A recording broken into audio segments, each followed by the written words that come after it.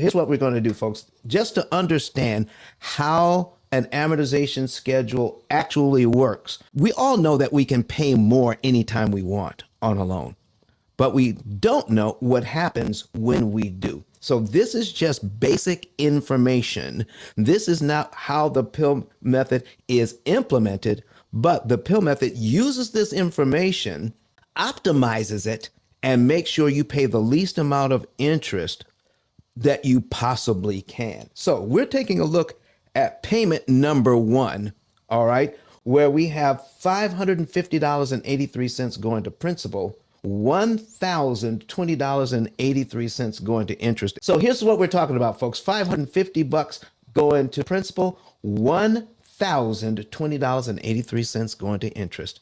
The cost of doing business if you're a real estate investor, okay? And that's how most people think about it. But when we pay the $550, we're subtracted from the $350,000 that we owe. We're left on the principal balance on line 1, $349,449.17. The bank uses this number, the month-end balance, to determine how much interest we owe on line 2, on the very next line. So whenever you see a principal balance, know to go to the very next line to see what your payment is going to be structured. Now, the payment never changes, but the structure does. So now we go down to payment number 2, $552.43 goes to principal, $1,019.23 goes to interest. A little less interest, a little more principal, but the payment remains the same. Now, Don, what happens when we prepay? You know that you're saving interest and you know that you're saving time, but you've never received a receipt from your bank, from your credit union, from your credit card company, from whoever is helping you to finance your automobile. When you pay extra, they don't send you a receipt saying, thank you very much for this extra payment. Here is how much time you saved, and here is how much interest you saved. See, whenever you give your money for something, you're buying something. You're buying something. So whenever you give that extra money, you should know what you're buying. You should know how much interest you're saving. Because when you go to the department store and buy something on sale, they actually print it at the bottom of the receipt. Here is how much money you saved. But your bank does not do that for you. And here is why. I'm going to tell you why. Let's say we make this first payment in January. We make our payment in January. We don't owe another payment till February. All right. So if I make my payment here in January, okay, and I gave you the schedule, could you see my principal payment for February? And if you can, how much is it? It's $552.43. That is the February principal payment. Okay.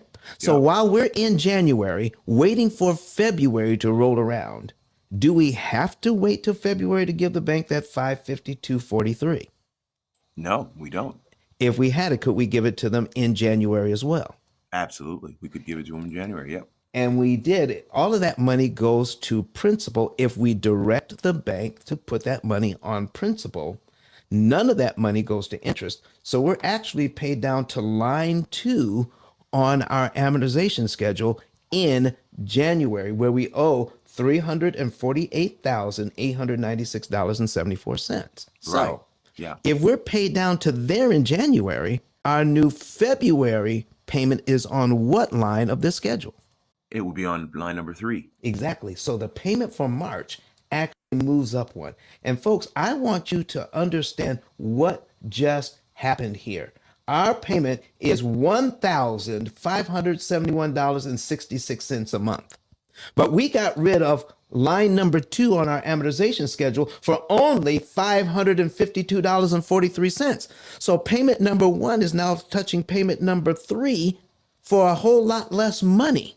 So payment number 2 has been eliminated for $552.43 that we would have given it to the bank anyway, but we chose the timing. When you disrupt the bank's timing, you knock off payments with a lot less money. You know what else you knock off? Let's take a look here. See this interest payment of $1,019.23? That's gone too. You just canceled $1,019.23 in interest you never have to pay just because you gave the bank that 552.43 early. You chose. Watch this. If we make our mortgage payment here in January, once we realize this and we know how much interest we're saving, then if we had it, could we give the bank the principal payment on line 2, on line 3, Yeah. and on line 4? That's 552, that's 554, and 555. Yeah. We could do About that. Absolutely. about $1,600, okay? On top of your regular mortgage payment, and about how much interest would we save if we were just kind of rounding? Oh, we'd save almost $3,000. It looks like $3,000. Well, a little more than 3,000 will be canceled. A little more than $3,000 canceled because we took a little over $1,600 out of a bank account that's making 0.1%, applied it to the mortgage, and if we do that, given the bank this next 3 principal payments, then which line of the schedule are we on, Kirk? Well, by skipping those 3, we would be on line number 5. Exactly. Yeah. The payment for May moves up to the second position. So payment number 1 is now touching payment number 5 for a lot less money because we chose when to pay it to the bank. If more people knew how little money it took to save a ton of interest, that would be awesome. Now, let's go back to cumulative principal, Kirk. Cumulative principal and cumulative interest. I want to take a look at column 3 and column 4, but I want to go all the way down to line 12. If we pay this mortgage exactly like the bank wants us to, I mean making every payment on time, how much principal will we pay down in 12 months? $6,716.99. And how much interest will the bank will have received for that?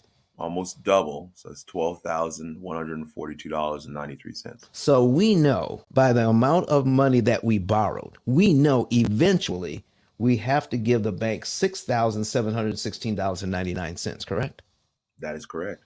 But do we have to give it to the bank in 12 monthly installments? No, we don't. If we had it, could we give this $6,700 to the bank on line 1? Absolutely, we could. And they would have to subtract it from what we owe. That's right.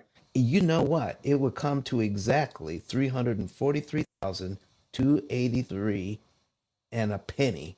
We would be paid down to here in 1 month instead of 12 months. And then what would happen to all the interest payments between line 2 and line 12? They'd be canceled. And our next mortgage payment for February would be on what line of the schedule, sir? Number 13. Line 13. Oh my goodness. Folks, when you understand what just happened, instead of costing us to move this mortgage from point A, line 1, to point B, line 12, it didn't cost us $12,142.93. It only cost us $1,020.83 in interest to do the same thing. And I'll ask the question again. If you have that money and apply it to this loan, is it better to pay the bank $1,020 in interest or $12,142.93 in interest to do the same thing?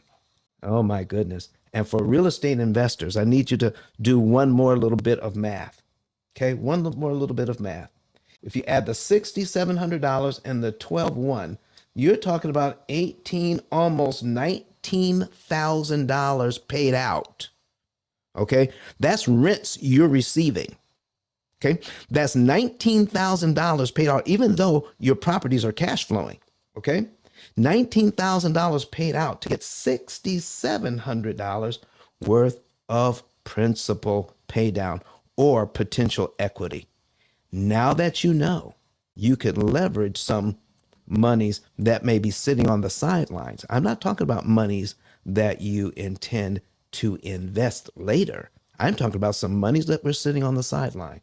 Can you now justify the fact that you have to pay out $19,000 just to get $6,700 in potential equity when we could have gotten this same equity and saved ourselves $11,000 $140.03 in interest we never have to pay. But Don has some valuable information that can contribute to the quality of a person's life. And it only costs you a few dollars. It's his book. Why not get that? I'm going to go through the P.I.L.L method myself with some of my investment properties. So I'm going to link up with Don, and then I'm going to sit down with him, show him my investment portfolio, and see how I can eliminate interest.